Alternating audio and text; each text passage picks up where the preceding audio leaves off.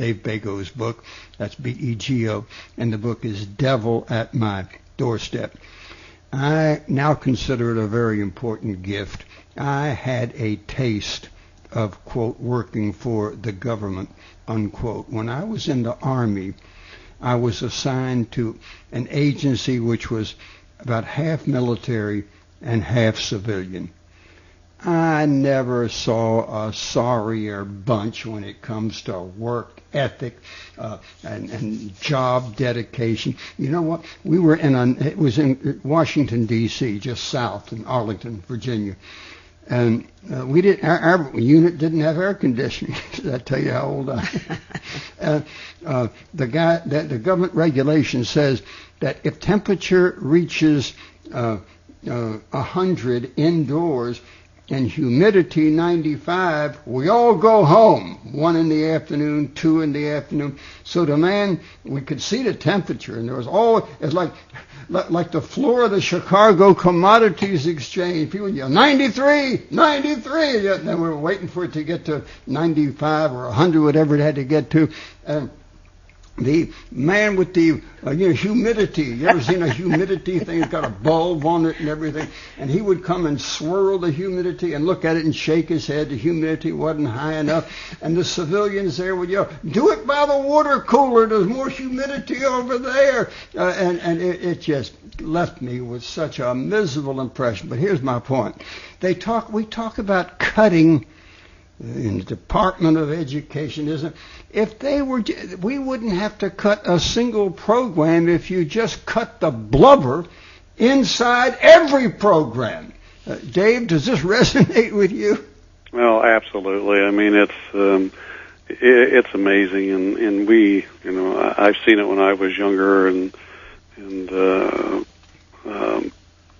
with some of the auto plants that I'd been in, and that. But what gets me while I was sitting here thinking about listening to what you're saying is that the president and his head of the TSA just approved the fact that they can organize the TSA. Yeah, it's the people. Wait a minute, is that the people at the airport? Right. Those are the people who there was a quote on Drudge a couple of days ago that said that one guy said, "What do you mean you've taken her? I wanted to do her." Oh, come on. Yes. Yeah. And that's the caliber of the people who are working at the TSA. Once unionized, it's going to be a real problem there. Well, it is, and it speaks to the fact that people that are managing these people, and that's the problem, is that, and especially once you unionize them, there's nothing you can do about controlling them. That's right. Dave, when about 15 or so years ago, I was working with a beautiful girl who was just very talented and so on, and she was working for the government, and I said, "Why are you working for the government?" And she said, "That's a very easy answer to give you, because when I retire, I will never have to work again." Mm-hmm. The first time I ever heard of sex, cufflinks, and unions, I didn't believe either one. I thought sex was something the older boys made up to mess up our heads. I saw my father putting on a French cuff shirt, tuxedo shirt one night. Didn't have any buttons, or he was putting this little strange little wimidity through those holes there. But then unions, I was a grown man already. Came to New York working in broadcasting, and we had to get tape edited. Well, I thought the reason the union engineers were doing it was because they knew how and we didn't.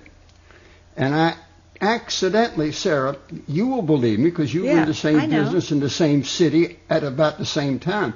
I touched a tape recording machine where tape was being. He said, "Don't you do that." I thought he was kidding.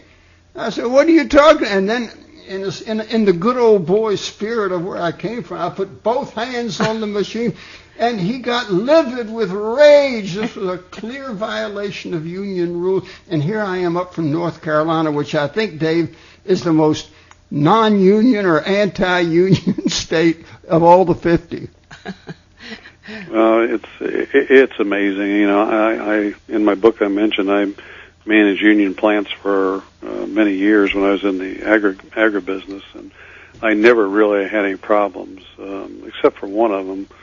the Teamsters Union was at, and I was walking across the parking lot one day and bent down and picked up a piece of paper that had blown out of the trash can or somebody had dropped. And one of the union members saw me from somewhere and wrote a grievance against me. Oh, for picking up a piece of paper? For picking up a piece of paper. Did he know what it was you picked up? He didn't think it was a $100 bill, did he? No, it didn't matter because, here's the whole philosophy behind it. And it's the same thing when they negotiate contracts, too, is that what they're trying to do is limit people to, 40 hours a week and or get them up to 40 hours a week. They don't want part-time people either. And they don't want part-time people because they want full dues, and they want people on their benefit programs where they make money. And they don't want them over 40 because what they want you to do is hire more people, because the more people they hire, the more dues they get. It's a pretty simple formula. Yeah. Well, can you imagine if we had more Dave Vagos out there? Wouldn't that? I bet you have some good followers, don't you, Dave? Well, I'm fortunate I do, but it's unfortunate we got so much going on. I told you about the nursing homes and the hospitals and the banks that I've heard around here and down in Florida. Wait, hold it. We'll be right back to that intersection. I'm Barry Farber, and by the way, sir, I think it's about time either you or I pointed out that we do not wish the nuclear annihilation of the entire union movement. If a union plays by the rules, plays fairly, don't come and try to intimidate. I recognize that there were some gain. If you study the history of the United States, I think there have been some positive contributions by the labor movement. But wow, the abuses. Just read Dave Vagos' book, Devil at My Doorstep. And if the union knew how badly they were coming across, but Barry, I think they would change their tactics. I don't completely agree with you on that. And you and I have our disagreements about certain things, but we never get violent. I love the way you say we're always nonviolent.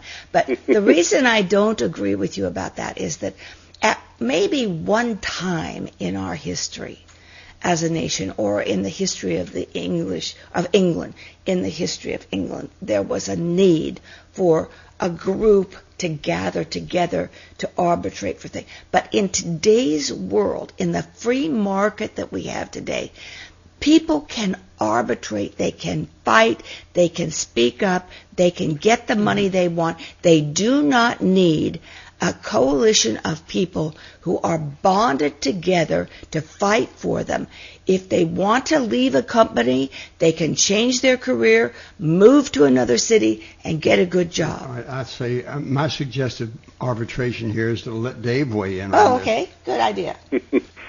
Well, I agree with both of you. How about that for a politician? I do think unions were a good thing at one time, and there's still some today that stick to those tenets. They're for the people and they're trying to help.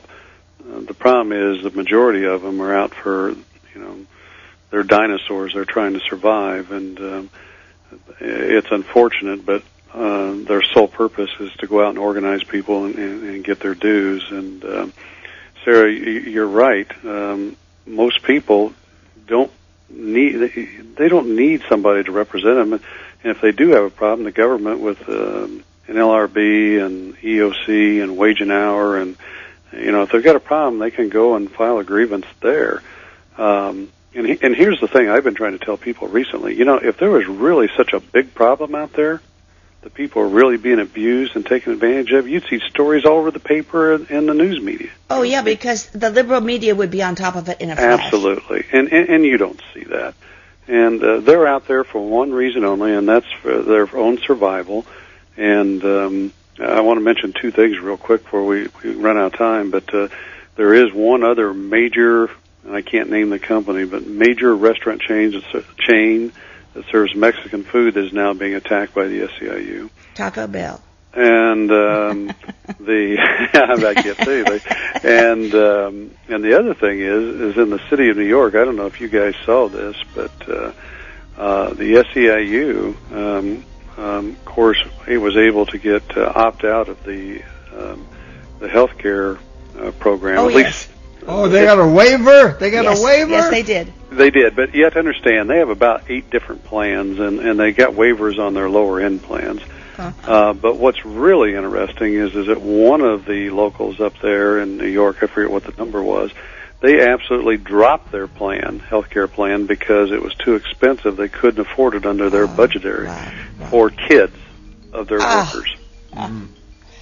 Dave, Well- what is your blog? We're almost out of time. How do people get to your blog? I'll repeat the name of the book thereupon.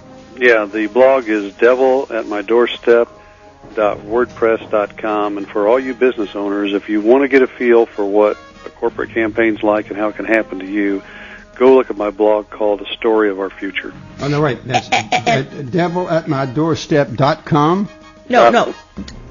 No, go ahead, Dave. WordPress.com. WordPress.com. And also Google Dave Bago or Devil at My Door.